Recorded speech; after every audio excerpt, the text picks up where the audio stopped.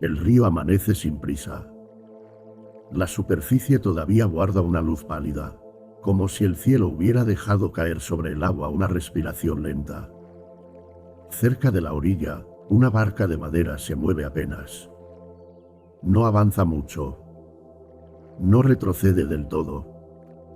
Se deja tocar por pequeños círculos que nacen y desaparecen alrededor del casco, mientras una niebla baja suaviza los árboles, las piedras, el borde húmedo de la tierra. En esa hora, antes de que el día se llene de nombres, todo parece saber su lugar. El junco se inclina sin romperse. La corriente no levanta la voz. Una hoja desprendida viaja sin preguntar hacia dónde debe ir. El agua la recibe, la gira, la acerca a una piedra, la aparta después, y la hoja continúa su camino con una obediencia que no parece sumisión, sino pertenencia. Pero en medio de esa calma, alguien toma el remo con demasiada fuerza. Al principio, el gesto parece razonable. Hay una orilla al frente, una dirección pensada, una distancia que se quiere cerrar. El remo entra en el agua con decisión. La madera cruje un poco. Los brazos se tensan. La barca responde con un movimiento breve, casi orgulloso. Por un instante parece que avanzar consiste solo en aplicar más fuerza, en insistir, en no dejar espacio a la duda. Luego el río empieza a mostrar otra cosa. La corriente no se opone como un enemigo. No empuja con rabia. Simplemente sigue siendo corriente. Toca el costado de la barca, la desvía unos grados, deshace la línea recta que la mente había dibujado. El remo vuelve a hundirse. Más fuerte. Más rápido. El agua salpica. Los hombros se endurecen. El pecho pierde amplitud. La mirada se fija tanto en la orilla que deja de sentir el río. Y así comienza un cansancio muy antiguo. No el cansancio de haber caminado mucho, ni el cansancio honesto de una tarea necesaria. Es otro peso. Es la fatiga de luchar contra algo que nunca prometió obedecernos. La fatiga de convertir cada movimiento en una prueba de voluntad. La fatiga de creer que, si aflojamos la mano, todo se perderá. La vida moderna conoce bien ese gesto. Aunque no haya una barca visible, aunque no haya un río bajo los pies, muchas personas viven con el remo apretado por dentro. Intentan conducir cada conversación hacia el resultado esperado. Intentan anticipar cada cambio, corregir cada demora, resolver cada silencio antes de que madure. Se levantan con la sensación de que algo se les escapa y se acuestan con la impresión de no haber empujado lo suficiente. A veces no se nota desde fuera. La persona cumple, responde, sonríe, sigue. Pero en su interior hay un movimiento constante, como unos brazos invisibles que no dejan de remar. Remar para ser comprendido. Remar para no decepcionar. Remar para asegurar el futuro.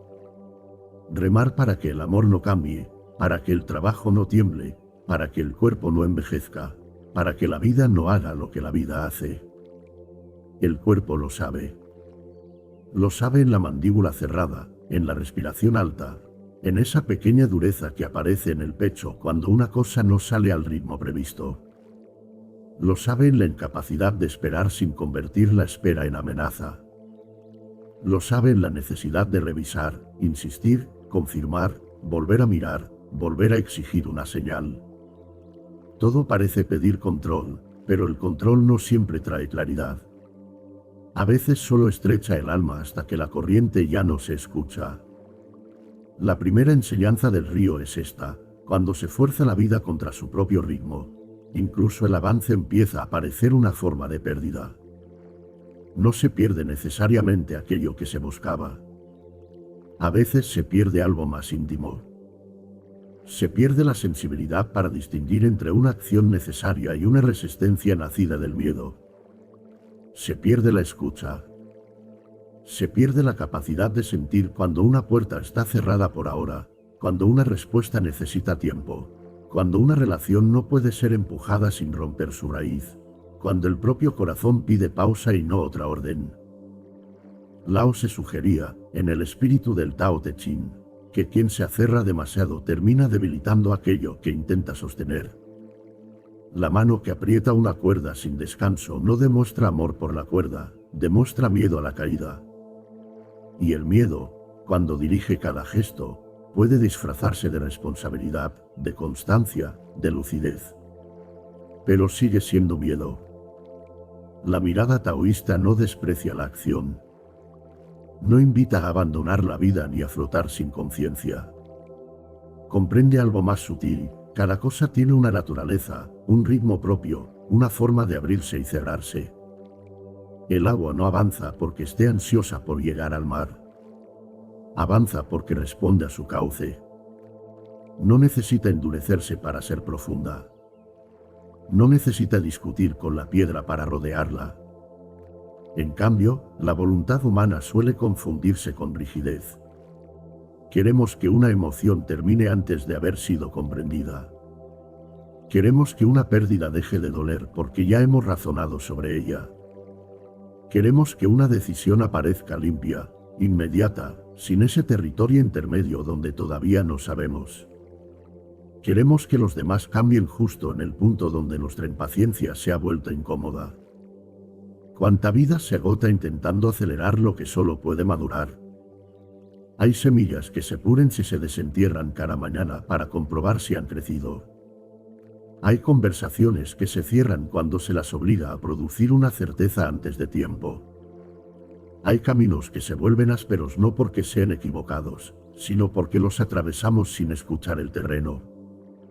El remo, en esos momentos, deja de ser una herramienta y se convierte en una defensa. Se nota en escenas pequeñas. Una persona espera una respuesta y no puede dejar el teléfono quieto sobre la mesa. Otra intenta descansar, pero convierte el descanso en una deuda más.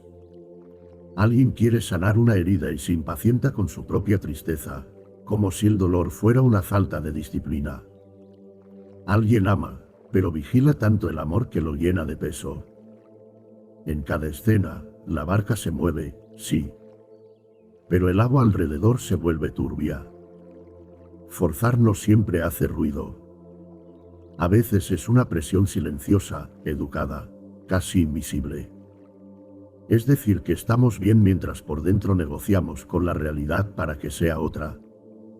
Es mantener una sonrisa tranquila mientras el pensamiento empuja, calcula, anticipa. Es vivir con el cuerpo en un lugar y la voluntad varios metros por delante, tirando de todo lo que todavía no ha llegado. La antigua sabiduría taoísta mira esa tensión con una ternura sobria. No culpa al que rema con fuerza. Sabe que muchas veces la rigidez nace del miedo a desaparecer, a fallar, a no ser sostenido. Sabe que el ser humano aprieta el remo cuando no confía en el río.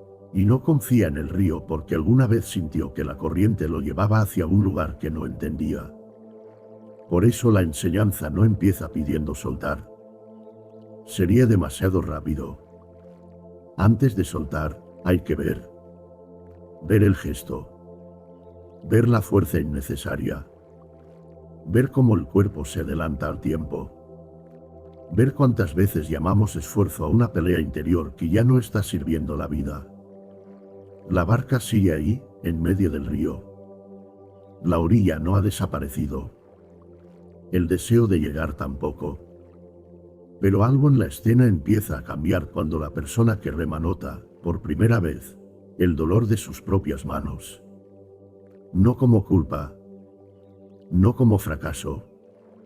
Solo como una señal. Quizá el agua no estaba pidiendo más fuerza. Quizá estaba pidiendo escucha. Y en ese instante, antes de que el remo se suelte, antes de que la corriente pueda revelar su otra forma de sabiduría, aparece una pausa mínima, la posibilidad de no confundir el cansancio con el camino, ni la tensión con la verdad. La pausa no dura mucho al principio. Apenas un segundo entre un golpe de remo y el siguiente. Pero en ese segundo el río entra de otra manera. Ya no como obstáculo, ya no como fuerza ajena que debe ser vencida. Entra como presencia. El agua toca la madera con un sonido bajo, casi secreto, y el cuerpo, acostumbrado a imponer dirección, empieza a notar que también puede recibir. La barca sigue inclinada hacia la orilla deseada. El deseo no ha sido negado. La vida no se vuelve sabia porque deje de querer llegar. Pero algo se suaviza en la forma de querer. Las manos aflojan un poco. Los dedos dejan de hundirse en la madera. El remo descansa sobre las rodillas, húmedo todavía, como si guardara la memoria de todos los esfuerzos anteriores. Entonces aparece una verdad más difícil de aceptar que la fuerza. No todo avance nace de empujar. Aquí aparece la segunda enseñanza del río: la suavidad no es renuncia, sino una forma más honda de cooperación con lo real. El agua lo sabe desde siempre. No discute con la piedra, no se endurece para atravesarla, no la acusa de estar en medio del camino. La rodea. La acaricia durante años. La desgasta sin prisa. La convierte, con el tiempo, en una forma más suave. Hay en ese movimiento una inteligencia que no se parece a la victoria. No tiene gesto triunfal. No necesita anunciarse. El agua continúa, y al continuar transforma. Lao se recordaba, en una de las intuiciones más claras del Tao Te Ching, que lo blando y flexible puede vencer a lo duro y rígido. No porque sea más fuerte en el sentido habitual, sino porque no se rompe al encontrarse con resistencia. La rama seca se parte con el viento. El junco se inclina y vuelve. La dureza parece segura hasta que el mundo cambia de dirección. La suavidad, en cambio, conoce el arte de permanecer viva. Esta comprensión no es fácil para quien ha aprendido a medir su valor por la tensión que soporta. En muchas vidas actuales, aflojar se confunde con fallar. Esperar se confunde con perder tiempo. No insistir se confunde con abandonar. Y así se vive como si cada silencio necesitara una intervención, como si cada pausa fuera una amenaza, como si cada incertidumbre reclamara una respuesta inmediata. Pero el río no se deja apurar por nuestra ansiedad. Cuando la barca deja de ser empujada a golpes, no queda inmóvil de inmediato. Se mueve de otra manera. Tal vez más lenta, tal vez menos recta, pero más atenta al cauce. El cuerpo empieza a percibir pequeñas corrientes que antes lo sentía. Una inclinación leve hacia la izquierda. Un remanso que conviene atravesar sin brusquedad. Un tramo donde remar poco basta. Otro donde es mejor esperar a que el agua gire por sí misma. La vida también está hecha de esas diferencias sutiles. Hay momentos en los que una acción clara es necesaria. Decir una verdad.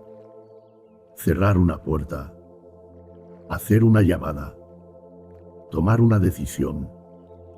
La suavidad taoísta no es pasividad disfrazada de calma. No es quedarse sentado mientras todo se desordena.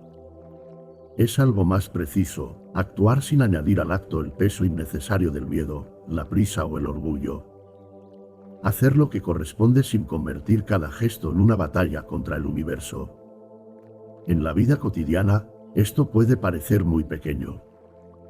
Responder un mensaje cuando la respiración ya no está tomada por la urgencia. Escuchar a alguien sin preparar la defensa mientras habla. Dejar que una emoción tenga su tarde, su noche, su propio descenso, antes de exigirle claridad. Sentarse a comer sin resolver mentalmente los próximos 10 problemas. Caminar hasta casa sin usar carapaso para corregir el futuro. La suavidad empieza en lugares humildes.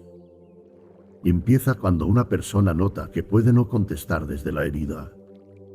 Cuando deja el teléfono boca abajo y permite que el silencio no sea un enemigo.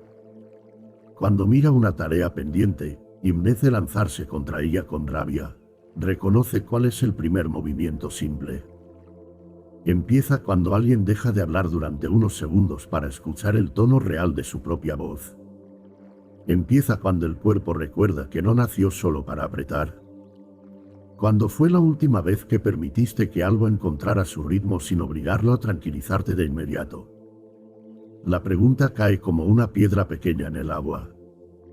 No busca una respuesta rápida. Solo abre círculos. Porque muchas veces no queremos resolver una situación, queremos calmar la incomodidad que nos produce no dominarla. Queremos que la otra persona cambie para no sentir nuestra propia inseguridad. Queremos una certeza para no habitar el espacio entre dos formas de vida. Queremos que el río prometa la orilla antes de dejarnos llevar por él. Pero el Tao no promete de esa manera. No entrega garantías. Enseña por contacto. Por repetición silenciosa.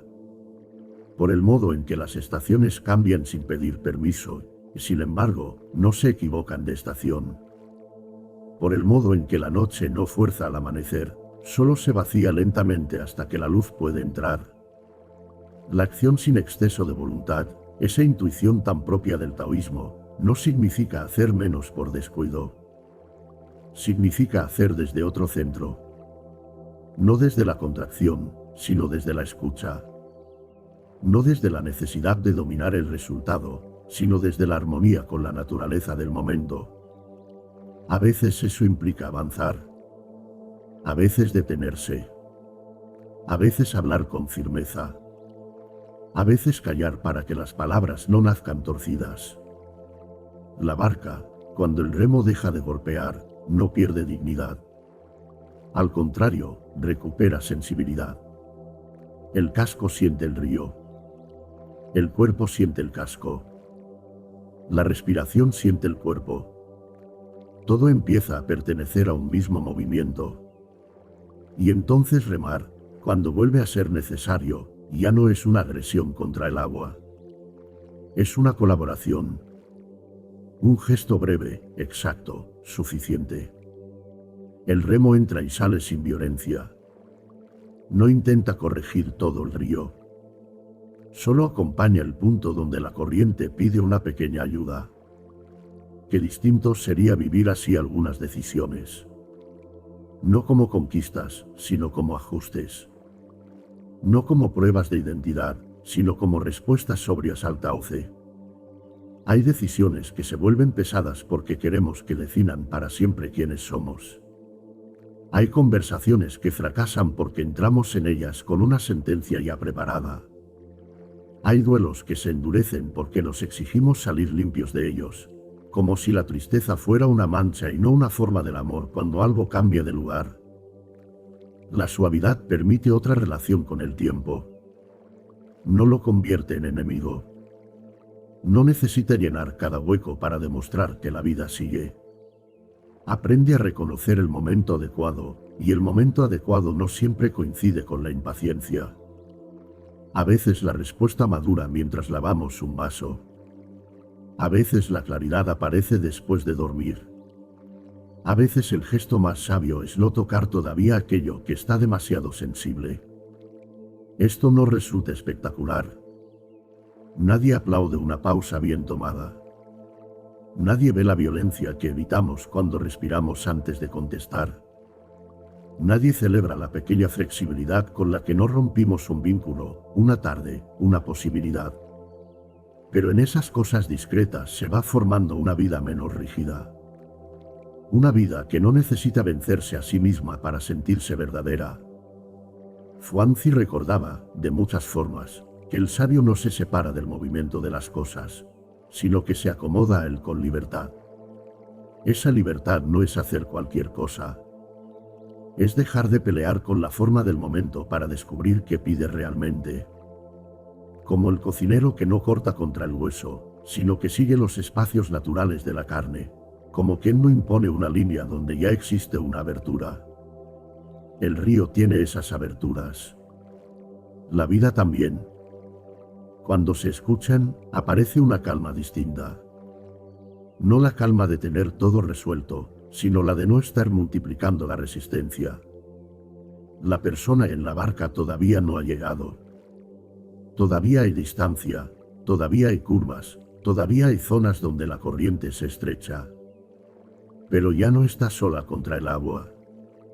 Empieza a distinguir entre moverse y luchar, entre participar y dominar, entre cuidar el rumbo y endurecer el corazón.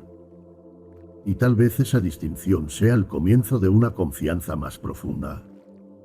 Porque primero se descubre el cansancio de forzar. Después se descubre la fuerza callada de la suavidad. Pero aún queda algo más difícil que remar con menos violencia. Queda aprender qué hacer cuando el río no solo pide suavidad, sino vacío, cuando una parte del viaje termina, cuando la corriente se lleva lo que ya no puede permanecer en la barca, y la orilla empieza a parecer menos un lugar que alcanzar que una forma nueva de mirar. Cuando la corriente se lleva algo, no siempre lo hace con violencia. A veces lo desprende con una delicadeza casi imperceptible. Una rama que parecía firme aparece de pronto flotando junto a la barca. Una hoja que había descansado durante horas sobre el borde húmedo se separa sin ruido y sigue su camino. El río no la retiene. Tampoco la expulsa. Solo la incorpora a su movimiento, como si supiera que hay formas de pertenecer que no consisten en quedarse. La persona en la barca mira ese pequeño desprendimiento y siente, quizá por primera vez, que soltar no es solo aflojar la mano. Es permitir que algo termine sin convertir su final en una acusación. La suavidad había enseñado a no golpear el agua. Pero ahora aparece una hondura distinta. Ya no se trata únicamente de remar con menos fuerza, ni de esperar el momento adecuado. Se trata de aceptar que algunas cosas llegan a su orilla desapareciendo de nuestra forma conocida. El agua revela una tercera enseñanza: solo cuando la barca acepta el vacío, el río puede mostrarle que necesitaba dejar atrás. Esta enseñanza no se comprende de inmediato, porque el vacío asusta. En la vida común, solemos llenarlo enseguida. Llenamos el silencio con explicaciones, el descanso con tareas, la pérdida con nuevos planes, la duda con opiniones rápidas. Nos cuesta dejar un espacio sin ocupar. Nos cuesta mirar una silla vacía, una conversación que ya no continúa, una etapa que ha cerrado su puerta, sin apresurarnos a fabricar un sentido definitivo. Pero el río no tiene prisa por explicar lo que se lleva. En el Tao Te Ching aparece una intuición antigua: el valor de una vasija está en el espacio que deja libre. La arcilla le da forma, pero el vacío la vuelve útil. Algo parecido ocurre con la vida interior. Nos formamos con lo que hacemos, con lo que amamos, con lo que construimos, pero también somos sostenidos por aquello que permitimos quedar abierto. Una pausa no es ausencia de vida. Un final no es ausencia de camino. Un no saber no es ausencia de sabiduría. La barca demasiado llena se hunde un poco más. Cada objeto guardado por miedo pesa. Un recuerdo que ya no ilumina, pero se conserva como prueba. Una expectativa que ya no respira, pero se mantiene por orgullo.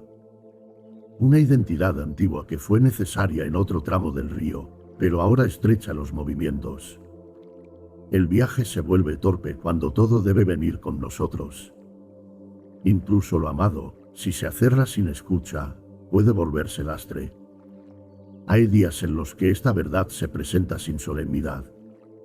Al ordenar un cajón y encontrar papeles de una vida que ya no pide regresar. Al borrar un mensaje que durante meses fue una pequeña puerta hacia el pasado. Al apagar la luz de una habitación donde alguien ya no duerme. Al cerrar un proyecto, una casa, una costumbre, una manera de esperar. Nada grandioso ocurre por fuera. Una mano suelta algo. Un espacio queda libre. Y, sin embargo, por dentro se mueve una estación entera. No es fácil. El corazón suele pedir una última garantía antes de dejar ir. Quiere saber que lo perdido tuvo sentido, que la decisión fue correcta, que la persona comprendió, que el tiempo no fue desperdiciado. Quiere una orilla visible antes de quitar peso de la barca. Pero el cauce no siempre ofrece esa claridad. A veces pide primero el gesto desnudo, Dejar de cargar lo que ya no pertenece al viaje presente. Fancy miraba la transformación con una confianza extraña para nuestra ansiedad. Recordaba, de muchas maneras, que las formas cambian y que aferrarse a una sola apariencia de la vida nos separa del movimiento mayor. La mariposa, el sueño, el despertar, la madera que se vuelve ceniza, la semilla que deja de ser semilla para abrirse bajo la tierra, todo participa de un tránsito que la mente quisiera detener para sentirse segura. La mirada taoísta no llama tragedia a cada cambio. Tampoco lo embellece de manera ingenua. Sabe que hay cierres que duelen. Sabe que perder una forma puede sentirse como perder el mundo entero. Pero también comprende que el Tao se mueve a través del retorno, y que retornar no siempre significa volver al lugar anterior. A veces retornar es volver a lo esencial después de haber sido demasiado nombre, demasiado esfuerzo, demasiada defensa. En la barca, el vacío no aparece como una idea elevada. Aparece como espacio real. Un rincón despejado. Una respiración más amplia. El remo descansando sin urgencia. Los ojos capaces de mirar el agua sin exigirle una respuesta. La orilla, que antes era una meta tensa, empieza a sentirse de otro modo. Tal vez no era solo un punto de llegada. Tal vez era una manera de estar en paz con el tramo que termina. Algo cambia entonces en la vida cotidiana. La persona que ha comprendido un poco esta enseñanza no se vuelve indiferente. Al contrario, toca las cosas con más cuidado porque ya no intenta poseerlas para siempre. Escucha una conversación sabiendo que ninguna palabra necesita resolver toda la existencia. Lava un plato y siente el agua tibia correr sobre las manos sin usar ese instante para escapar hacia otra preocupación. Abre una ventana por la mañana y deja que el aire entre sin pedirle que traiga una respuesta. La presencia se vuelve más sencilla. Cuando una relación cambia, ya no se aferra con la misma desesperación a la forma antigua. Puede haber tristeza, sí, pero la tristeza no necesita transformarse en control. Cuando un deseo no se cumple, no convierte de inmediato la vida en fracaso. Cuando una etapa se cierra, permite que haya un tiempo sin nombre antes de nombrar lo siguiente. Aprende a no poner una mesa nueva sobre las ruinas todavía calientes de la anterior. Ese tiempo sin nombre es sagrado en su modestia. No tiene brillo. No ofrece una imagen clara de futuro. Se parece a la curva silenciosa del río cuando desaparece detrás de los árboles. La barca entra en esa curva sin ver lo que viene. Y, sin embargo, algo en el cuerpo ya no se contrae como antes. La confianza no nace de saber. Nace de haber dejado de pelear con cada cosa que no sabe. Hay un pequeño clímax interior, casi invisible, cuando la mano abre los dedos y el remo queda flotando junto a la barca.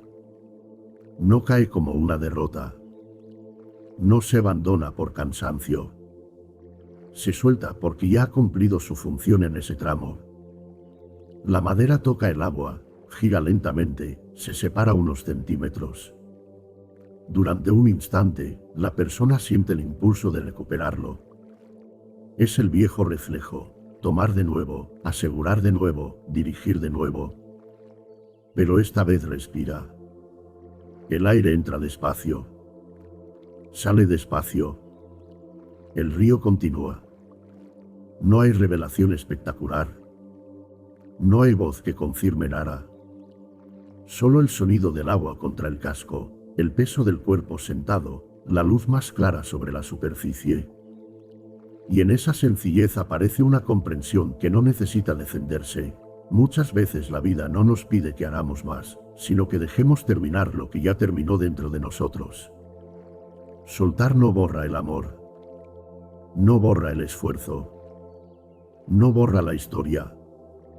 Soltar deja que cada cosa ocupe su lugar correcto. Lo vivido no tiene que seguir gobernando la barca para haber sido verdadero. Lo perdido no tiene que ser recuperado para haber sido valioso.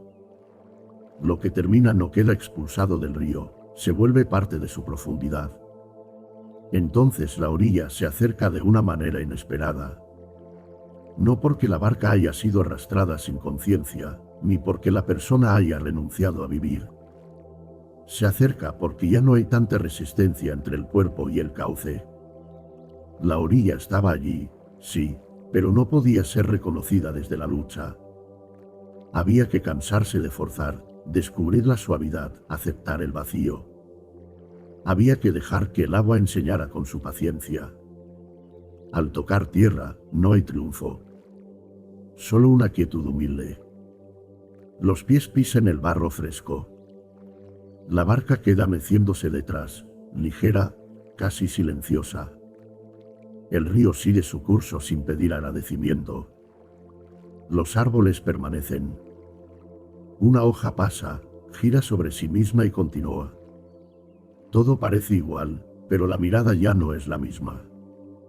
Tal vez hallar la orilla no sea llegar al lugar que imaginábamos.